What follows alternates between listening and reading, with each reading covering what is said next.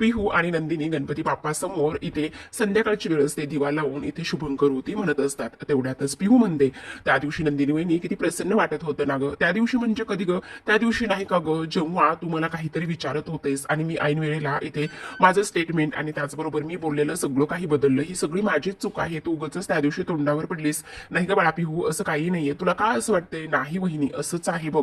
खरं तर मी तुझ्या बाजूने साक्ष द्यायला हवी होती, पण त्या दिवशी ना इथे इथे वसू मावशीने ना माझा हात असा जोरात दाबला होता, जोरात माझ्या हाताला चिमटा काढला होता ना त्या दिवशी. मग त्या दिवशी मुळे आणि त्यामुळे ना मला मला ना खरंच ग नंदिनी वहिनी, हे सगळं काही सांगताच नाही आलं तुला. अगं पिहू, असू दे, इट्स ओके बाळा, तू छोटी आहेस आणि त्याने काही एक होत नाही. तेवढ्यातच तिथे वसू आलेली असते.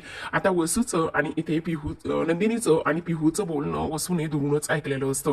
कारण त्या दिवशी वसू मावशीने मला चिमटा काढला होता म्हणून मी बोलू शकली नाही ग. लगेचच आता वसू म्हणत असते, काय ग मग पिहू, पुन्हा एकदा चिमटा काढायची वेळ आलेली आहे वाटतं. असं म्हणता क्षणी आता नंदिनी आणि त्याचबरोबर पिहू घाबरलेले असतात. नंदिनी तर थोडी, पण पिहू जास्त घाबरलेली असते. कारण वसूने बऱ्याच वेळा तिला धमकावलेलं असतं आणि वसूने बऱ्याचदा तिला धमकावल्यामुळे ह्या सगळ्या गोष्टी इथे झालेल्या असतात. आता पिहू नंदिनीच्या पाठी येऊन उभी राहते. घाबरलेली असते बिचारी खूपच जास्त. नंदिनीच्या पाठी येऊन उभा राहते आणि इकडे घाबरलेल्या नजरेनेच वसूकडे पाहत असते. त्यावर लगेचच वसू म्हणते, अशी का बघतेस माझ्याकडे नंदिनी? अगं ही महागाऊ आहे ही पिहू. वेळीच तिच्या आईवडिलांनी चिमटे काढले असती ना तर आज मावशींच्या चिमट्यांना घाबरण्याची तिच्यावर वेळ आली नसती. चल जा तुझ्या रूम मध्ये निघून पिहू, समजलं तुला? आणि तेव्हा पिहू घाबरूनच तिथून निघून गेलेली असती. नंदिनी ती गेलेल्या पिहूकडे पाहतच असते.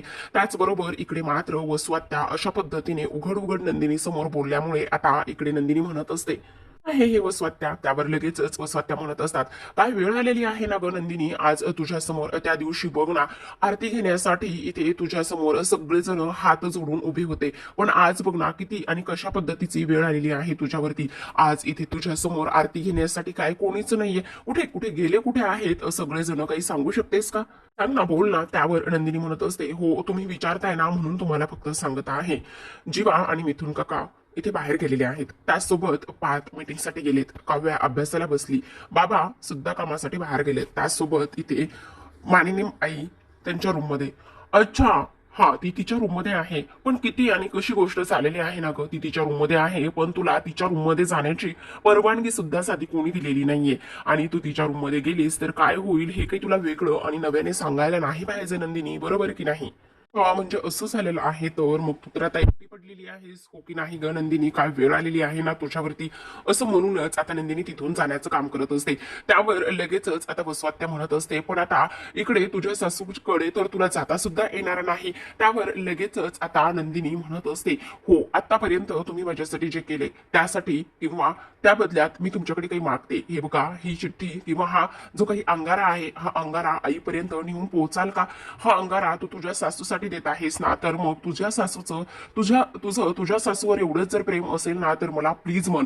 तेव्हा नंदिनी म्हणत असते, प्लीज वसवात्या, हा अंगारा आईपर्यंत नेऊन पोहोचवा. अच्छा, फक्त प्लीज, असं नाही चालणार, कळलं? हा अंगारा मी देणारच आहे मानिनीकडे, पण हात जोडून प्लीज म्हण आणि म्हण की ह्या अंगारा माझ्या सासूबाईपर्यंत पोहोचा म्हणून. कारण तुझी सगळ्यात मोठी ही शिक्षा आहे. आणि काय काय तुला काय वाटलं ह्या सगळ्या गोष्टीतून तू बाहेर पडशील? अगं नंदिनी, अशा चक्रव्यूहात मी तुला अडकून ठेवलेलं आहे ना की ह्या चक्रव्यूहातून बाहेर पडणं काय अगं सतत डोकं सुद्धा वर तुला करून वर काढता येणार नाही, समजलं तुला? आता मी हा अंगारा घेते आणि मानिनीपर्यंत नेऊन पोहोचवते. कारण काय आहे ना, किती नाही म्हटलं तरी सुद्धा ती ह्या घराची सून आहे, त्याचबरोबर माझ्या भावाची बायको आहे. त्यावर आता नंदिनी म्हणत असते, हात जोडते आणि म्हणत असते, वसवात्या प्लीज, मी तुमच्या समोर हात जोडते, तुम्हाला विनंती करते, हा अंगारा आईपर्यंत नेऊन पोहोचवा. असं म्हणूनच आता वसवात्याने तिच्याकडनं अंगारा घेतलेला असतो. वसवात्याने तिच्याकडनं अंगारा घेतल्यानंतर खुनशी हसतच वसवात्या नंदिनीकडे पाहत असते. त्यावर आता नंदिनी काही जास्त बोलत नाही आणि गेलेल्या वसवात्याकडे पाहतच राहते. इकडे मानिनी तिच्या आईशी फोनवर बोलत असते. अगं काही नाही गा, तेच नेहमीच थोडंसं मायग्रेन वगैरे, बाकी काही नाहीये. अगं नाही म्हटलंय, नको तू काळजी करू, आहे सगळेजण माझी काळजी घेण्यासाठी. असंच आता इकडे मानिनी बोलत असते. तेवढ्यातच तिला खोलीमध्ये कोणीतरी आल्याची जाणीव होते आणि खोलीमध्ये कोण आला आहे हे पाहायला बरोबरच आता इकडे लगेचच ती फोन ठेवते आणि म्हणत असते, हो मी नंतर फोन करते आणि त्याचबरोबर मी तुमच्याशी नंतर बोलते. आणि त्याचबरोबर आता इकडे लगेचच ती बाजूला उठत असते, कारण समोर वसू असते. आता वसू म्हणत असते, मानिनी मानिनी प्लीज, तुला माहिती आहे, मला माहिती आहे तू माझ्यावर किती चिडलीस, किती ओरडलीस, तरी सुद्धा आतापर्यंत आपण दोघीच, ती मानिनी तुला माझी किती काळजी आहे आणि त्याचबरोबर तू असं माझ्यापासून जास्त लांब सुद्धा नाही राहू शकत. हे बघ आता लगेचच हा अंगारा धर असं म्हटल्यानंतर सुरुवातीला तर मानिनी अजिबातच घेत नसते किंवा तिच्या त्या घे म्हणण्याला असं भीक सुद्धा घालत नसते. खूपच रागाने बघते, बाजूला होते आणि त्यावर लगेचच आता म्हणत असते, अगं हा अंगारा तुझ्या लाडक्या सुनेने नंदिनीने दिलेला आहे असं म्हणता क्षणी आता मानिनी तिच्याकडे पाहते आणि लगेचच तिच्या हातून घेत असते. त्यावर आता वसू म्हणत असते, हा अंगारा कोणी जरी दिलेला असला तरी सुद्धा थोडी काही बदलणार आहे ना. जर हा अंगारा इथे नंदिनीने दिलाय आणि हे जर इथे विक्रमला समजलं तर इथे तो मला काय करेल आणि माझ्याशी बोलणार सुद्धा नाही. आता मी तुला लावून देऊ का हा अंगारा असं म्हणता क्षणी मानिनी परत तिच्याकडे रागाने बघत असते. राहिलं तुझी तू लावणार आहेस का? बरं साधं ह्या अंगारासाठी मला तुझ्या सोन्याचा लाडका अंगारा मी तुझ्यापर्यंत पोहोचवलाय, त्यासाठी कमीत कमी मला थँक्यू तरी म्हणणार आहेस का असं म्हणता क्षणी आता लगेचच मानिनी तिच्याकडे पुन्हा रागाने बघत असते. प्रेक्षकांनो आता वसवत्या लगेचच म्हणत असते, राहिलं जाते मी असं म्हणूनच आता वसवत्याने तिथूनच निघून गेलेली असते. पण जेव्हाच तो अंगारा इथे आता मानिनी हातामध्ये घेते, मानिनी हातामध्ये अंगारा घेतल्यानंतरच ओपन करते. ओपन केल्याबरोबरच प्रेक्षकांनो त्यामध्ये काय असेल बरे, तर त्यामध्ये असतं खूप काही लिहिलेलं आणि अंगारा सुद्धा असतो. पण सासूबद्दल ह्या सगळ्या गोष्टी लिहिलेल्या असतात आणि त्या इथे मानिनी उघडून पाहते. उघडून पाहिल्याबरोबरच तिच्या डोळ्यामध्ये अगदीच इथे पाणी तरळलेलं असतं. काय लिहिलेलं असेल बरं त्या चिठ्ठीमध्ये पाहूयात आपण. चिठ्ठीमध्ये लिहिलेलं असतं, प्रिय आई आणि कशा आहात तुम्ही? मला माहिती अस्वस्थच असाल, मला माहिती तुम्हा सगळ्यांना खूप माझी आठवण येत असेल. त्याहूनही सगळ्यात महत्वाची गोष्ट म्हणजेच की तुम्हाला लव्ह लेटर लिहिणारी म्हणजे सासूला लव्ह लेटर लिहिणारी पहिलीच सून असेल आई मी. पण तुम्ही काळजी करू नका, तुम्ही माझ्यासोबत बोलला नाही तरी सुद्धा हे सगळं मी कशासाठी करत आहे तुम्हाला चांगलंच माहिती. आपल्या नात्यामध्ये जो इथे दुरावा आलेला आहे किंवा आपल्या नात्यामध्ये जो आता अबोला आहे तो लवकरच मी इथे मिटवण्याचं काम करेन आणि त्यासोबत इथे सगळं काही इथे तुम्हाला परत मिळवून देण्याचं सुद्धा काम करेल असं म्हणूनच तुमचीच नंदिनी असं तिने लिहिलेलं असतं. आता हे सगळं वाचल्यानंतर नंदिनी दाराशी उभी असते. नंदिनी दाराशी उभी असतानाच मानिनीला असं वाटत असतं धावतच जावं आणि तिला घट्ट मिठी मारावी, पण इथे नंदिनी तिला हात करत असते आणि हात केल्यानंतर अक्षरशः मानिनीच्या डोळ्यामध्ये अश्रू आलेले असतात. इकडे दोघी सुद्धा अबोल असतात आणि इथे अबोल असताना सुद्धा त्यांच्या नजरेतून खूप काही त्या एकमेकींना बोलून जात असतात. मानिनी अक्षरशः कडकडूनच इथे तिच्यावरून बोटं मोडत असते, माया काढत असते. असं म्हणूनच आता नंदिनी तिला खुणवते हातानेच, झोपा म्हणून मी ठीक आहे तुम्ही सुद्धा काळजी घ्या असं सगळं हातवारे करूनच खुणावते आणि तिथून निघून जात असते. आता मानिनी तो अंगारा घेते आणि उराशी बाळगत असते. ती चिठ्ठी ती प्रेमाने लिहिलेली इथे नंदिनीने मानिनीसाठीची ती पहिली चिठ्ठी होती. सासू सुनांचं प्रेम इथे किती दिसून येत आहे प्रेक्षकांनो. इकडे मात्र आता रम्या भडकलेली असते वस्तूवरती. ती म्हणत असते, काय ग आई, काय गरज होती त्या नंदिनीने दिलेला अंगारा इथे तुला मामीपर्यंत नेऊन पोहोचवण्याची? तू असं का केलेलं आहे सांग ना. अगं तुला काय सांगू रम्या, खरं सांगायचं म्हणजेच की इथे जेव्हा ती म्हटली ना प्लीज प्लीज वसवत्या, आणि जेव्हा तिने पहिल्या वेळेस माझ्यासमोर हात जोडले आणि हात जोडून मला प्लीज रिक्वेस्ट केली आणि त्यामुळेच मी इथे तो अंगारा जो आहे तो इथे मानिनीपर्यंत नेऊन पोहोचला. अगं तू अंगाऱ्याचं काय घेऊन बसलीस ग? पण सगळ्यात आणि महत्वाची गोष्ट म्हणजे काय झाली ते सांगू. इथे त्या नंदिनीने माझ्यासमोर हात जोडले, त्यामुळे मला तो आनंद जो झालाय ना तो आनंद मात्र इथे रम्या काय सांगू तुला गगनात मावेना ग. अगदीच तुला खोटं नाही सांगत आहे मी. आतापर्यंत तर फक्त इथे मी सगळे पुरावे लपवले म्हणून चेहऱ्यावर ग्लो आला होता, पण आता तर ती नंदिनी हतबल झाली होती माझ्यासमोर आणि त्याचसोबत इथे तिने हात जोडून मला रिक्वेस्ट करतानाचा तिचा जो चेहरा आहे ना तो अगदीच पाहण्यालायक होता बघ रम्या. हे सगळं काही वसवात त्या रम्याला सांगत असते. सगळ्यात महत्वाची एक गोष्ट सांगू का रम्या, हे बघ ते लोक जे आहेत ना ते इथे दीपकच्या साथीदारापर्यंत पोहोचणारच होती, पण ऐन वेळेला सिम कार्ड तोडलं आणि त्यानंतर सगळा प्लॅन इथे उलटा पडलेला आहे. काही जरी झालं तरी सुद्धा इथे तू मंजूला एक गोष्ट सांग की त्या काव्यावरती व्यवस्थित लक्ष ठेव म्हणून. त्यावर रम्या हो म्हणत असते. इकडे आता नंदिनीच्या फोनवरती फोन आलेला असतो, तो म्हणजेच की ज्या आनंद निवास मधल्या रेखाताई आहे त्यांचा फोन असतो. नंदिनी म्हणते, हा बोला ना, काय झालं? त्यावर इकडून रेखाताई म्हणत असतात, नंदिनी. त्यावर ती म्हणते, काय झाले, तुमचा आवाज असा काय येतोय? त्यावरच, काही नाही ग, माझ्या भावाला मुलगा झालाय आणि हॉस्पिटलमध्ये आहोत आम्ही. आणि मग चांगली गोष्ट आहे ना. हो, पण ते सगळं खरं आहे ग, पण आता इथे बाळाला काचेच्या पेटीमध्ये ठेवलेला आहे आणि तेव्हाच इथे त्याची सर्जरी केली. एक सर्जरी फेल झालेली आहे. हो का रेखाताई, पण तुम्ही नका ना अस्वस्थ हो. ठीक आहे, सगळं देवावर विश्वास ठेवा, सगळं काही ठीकच होणार आहे. पण नंदिनी, मला आज खूप आठवण येते तुझी आणि मला खूप अस्वस्थ वाटते. अच्छा, पण मला एक गोष्ट सांगा, कुठल्या हॉस्पिटलमध्ये आहेत? कारण हे बघा, फोनवर तर मी तुमच्याशी ह्या सगळ्या गोष्टी अशा नाही बोलू शकत ना. मग फोनवर मी तुमचं किती सांत्वन करणार? मला हॉस्पिटलचा ऍड्रेस आणि ते सगळं काही सांगा, मी तिथे येते आणि तुमच्याशी बोलते, तुम्हाला भेटते. असं इथे नंदिनी बोलत असते. त्यावर आता इकडे रेखा रडायला लागलेली असते. नंदिनी तिला सावरण्याचं काम करते. रेखा रडतच असते आणि रडता रडताच तिला इथे हॉस्पिटलचा ऍड्रेस सांगण्याचा प्रयत्न करत असते आणि हॉस्पिटलचा ऍड्रेस सांगण्यासाठी ती प्रयत्न करणार आणि तेवढ्यातच इथे जो सँडी आहे, सँडी धावतच आलेला असतो. कारण इथे सँडीला जो काही दीपक आहे त्याने धमकावलेलं असतं आणि त्याने धमकावल्यामुळे आता नंदिनीशी ती फोनवर बोलत असते.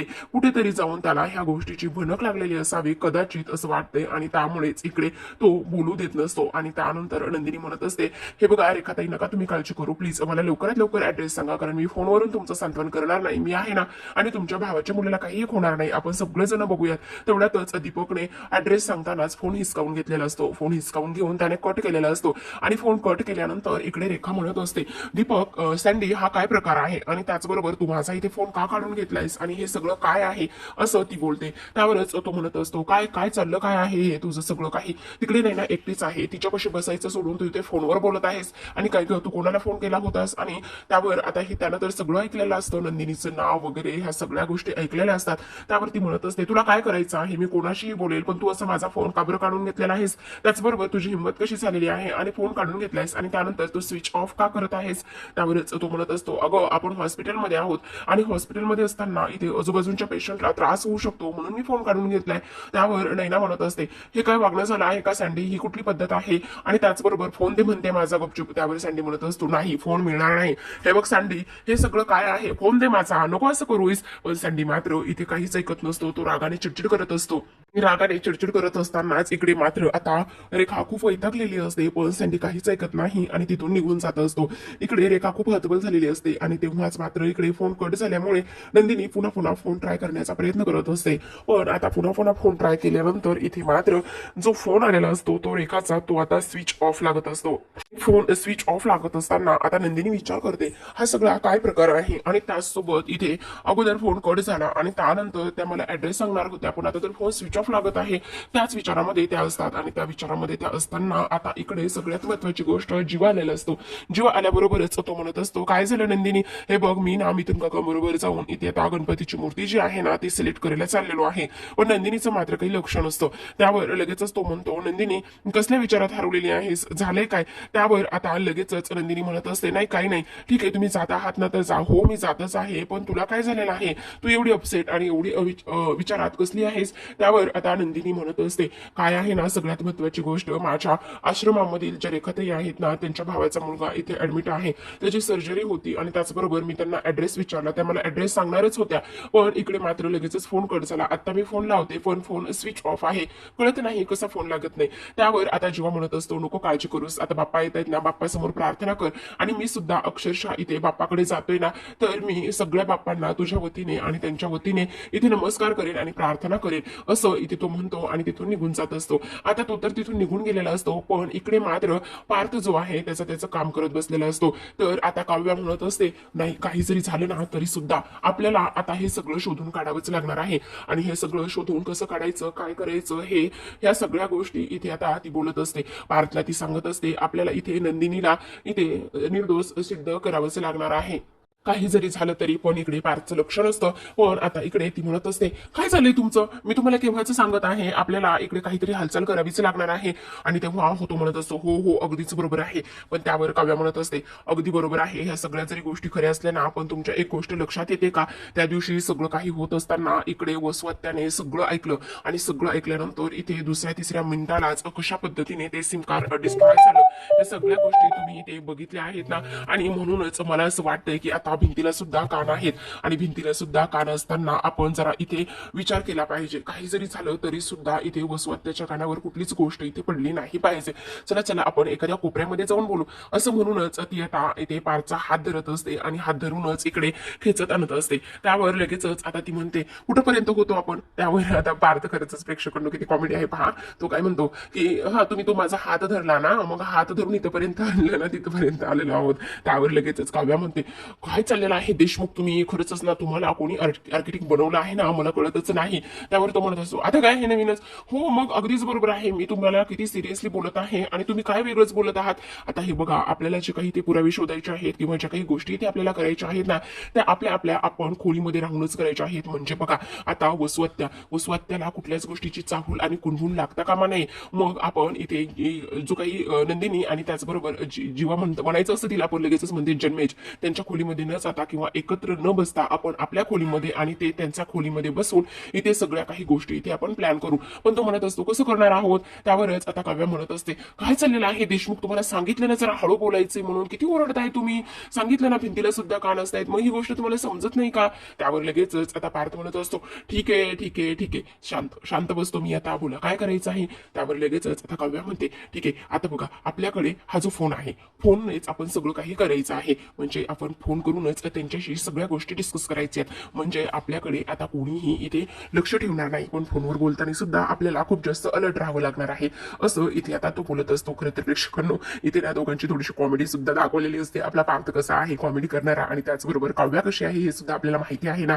त्यावर तो म्हणत असतो हो हे सगळं करायचंय, पण का करायचंय, काय हे देशमुख काय चाललंय तुमचं, तुम्ही असे कसे बोलू शकता. आता लगेच बरोबर ठीक आहे चला, लगेचच आता एका कोपऱ्यामध्ये दोघे जण जातात आणि लगेचच ती नंदिनीला फोन करते. आता नंदिनीला फोन केल्यानंतर इथे ते दोघे फोन उचलतात. आता लगेचच नंदिनी म्हणते अगं काय हे, पण असं फोनवर बोलून का बरं असा प्लॅन हे करायचा आहे. आता लगेचच इकडे जो पार्थ आहे तो म्हणत असतो हो ते करायचं आहे, कारण भिंतीला पण कान असतात. असं म्हटल्यानंतर आता लगेचच इकडे काय चाललंय देशमुख, जरा प्लीज शांत बसणार आहात का. आता लगेचच काव्य म्हणत असते ताई ताई एक गोष्ट लक्षात ठेव, हे बघ आपण त्या दिवशी चौघेजण एकत्र होतो आणि चौघेजण एकत्र असल्या कारणाने आता एक गोष्ट लक्षात येते का तुझ्या, की लगेचच दुसऱ्या तिसऱ्या मिनिटालाच फोन लागणं बंद झाला आणि त्याचबरोबर त्यांचं लोकेशन सुद्धा ट्रेस झालं नाही. म्हणूनच आपण हा सगळा काही प्लॅन इथे करत आहोत आणि त्याचबरोबर ह्या सगळ्या गोष्टी इथे आपण करत आहोत. तर आता लगेचच तुम्ही पण एका कोपऱ्यात बसा आणि कोपऱ्यात बसल्यानंतर सगळं काही इथे असंच बोलायचं आहे आपल्याला. असं म्हणूनच आता इकडे जीवा आणि त्याचबरोबर नंदिनी हे दोघे जण सुद्धा आता एका कोपऱ्यामध्ये जाऊन बसलेले असतात आणि एका कोपऱ्यामध्ये जाऊनच बोलण्याचा प्रयत्न करत असतात आणि पुढे काय करायचं काय नाही ह्या सगळ्या गोष्टींचा इथे ते प्लॅन करत असतात. नेमकं काय करायचं आहे. त्यावर लगेचच पार्थ म्हणत असतो आपण ना वेगवेगळं व्हायचंय आणि वेगवेगळे राहूनच आपण आपला जो शोध आहे ना तो शोध इथे सुरू ठेवायचा आहे. म्हणजे कुणाला कसला संशय येणार नाही. बघा तुम्ही तुमच्या पद्धतीने शोधा, आम्ही आमच्या पद्धतीने शोधू, असं इथे दोघे सुद्धा एकमेकांना बोलत असतात. तर आता प्रेक्षकांनो आजच्या भागामध्ये एवढंच, पण उद्याचा भाग खूपच इंटरेस्टिंग आणि धमाल दाखवलेला असतो. आता तुम्हाला मी म्हटलं होतं काकेत कळसा आणि गावाला वळसा, तर काय आहे ते सांगतच आहे. पण बघा आता यांच्या लग्नाचे फोटो हे सगळेजण घेऊन बसलेले असतात आणि लग्नाचे फोटो सगळेजण घेऊन त्यानंतर आता मात्र इथे त्या लग्नाच्या फोटोमध्ये खूपच इंटरेस्टिंग आणि धमाल कमाल त्यांना इथे वस्तू सापडलेली असते. ती कोण, तर आता त्या फोटोमध्ये एक फोटो क्लिक झालेला असतो. जेव्हाच इथे नंदिनीला ती लोक घेऊन जात असतात आणि नंदिनीला ती लोक घेऊन जात असतानाचा जो फोटो आहे तो फोटो त्या अल्बम मध्ये इथे क्लिक झालेला असतो. इकडे मात्र आता तो फोटो क्लिक झाल्यानंतर इथे त्यांनी तो पाहिलेला असतो आणि खूप मोठा सगळ्यात मोठा पुरावा इथे मिळालेला असतो प्रेक्षकांनो. कारण जी व्यक्ती इथे वेषांतर करून आलेली असते किंवा बॅक साईडला सँडी आणि समोरच्या साईडला दीपक असतो. जो सँडी असतो त्या सँडीला तर इथे काव्या आणि त्याचबरोबर पार्थने ओळखलेलं असतं, कारण हॉस्पिटलमध्ये जी नैना ऍडमिट केलेली असते तिचा तो नवरा रेखाचा भाऊ असतो आणि त्यामुळे काव्या लगेचच म्हणते ह्या माणसाला मी ओळखते. असं म्हटल्यानंतर आता इकडे आरती सुरू झालेली असते. वसवत्या म्हणते की बापरे त्यांना कुठला पुरावा तर सापडला नसेल ना, म्हणून यांचं डोकं किती चालतंय बघा. लगेचच आता तो फोटो घेतात, फोटो घेतल्यानंतर माचीस घेतात आणि ते फोटो जाळण्याचा प्रयत्न करत असतात. आता फोटो जाळण्यासाठी प्रेक्षकांना देव सुद्धा बघा यांच्या अजिबात साथ देत नाहीये, कारण माचीस सुद्धा इथे पेट घेत नसतो. शेवटी माचीस पेट न घेतल्यामुळे आता यांच्याकडे इकडे काय पर्याय शिल्लक राहिलेला असेल तर आता तिघी सुद्धा त्या फोटोचे तुकडे करतात आणि फोटोचे तुकडे करून टाकतात कुठे प्रेक्षकांनो डस्टबिन मध्ये. आता डस्टबिन मध्ये त्या फोटोचे तुकडे टाकल्यानंतर इकडे मात्र आता हे चौघे जण सुद्धा खूपच शातीर आहेत, कारण त्या डस्टबिन मधले जे तुकडे आहेत हे चौघे जण सुद्धा घेऊन येतात आणि नंदिनी जी आहे ते नंदिनी इथे त्या फोटोंचे जे फाटलेले तुकडे होते ते फाटलेले तुकडे मात्र व्यवस्थित जोडण्याचं ती इथे काम करते आणि व्यवस्थित तो फोटो जोडल्यानंतर आता काव्या लगेचच म्हणत असते, हो ताई मी ओळखते, हा तोच माणूस आहे, तोच म्हणजे सँडी. आम्ही कालच त्याच्या बायकोला इथे हॉस्पिटलमध्ये ऍडमिट केले ताई, आणि त्या रेखाताई आहेत ना तुझ्या आनंद निवास मधल्या, त्यांचा भाऊ आहे हा. तुम्हाला हा व्हिडिओ आवडला असेल तर लाईक करा, शेअर करा आणि चॅनलला सबस्क्राईब करा. बेल नोटिफिकेशन ऑल वर सेट करा, जेणेकरून सगळ्या नव्या व्हिडिओंच्या अपडेट्स तुम्हाला मिळतील. तुमच्या प्रतिक्रिया आणि कमेंट्स नक्की कळवा.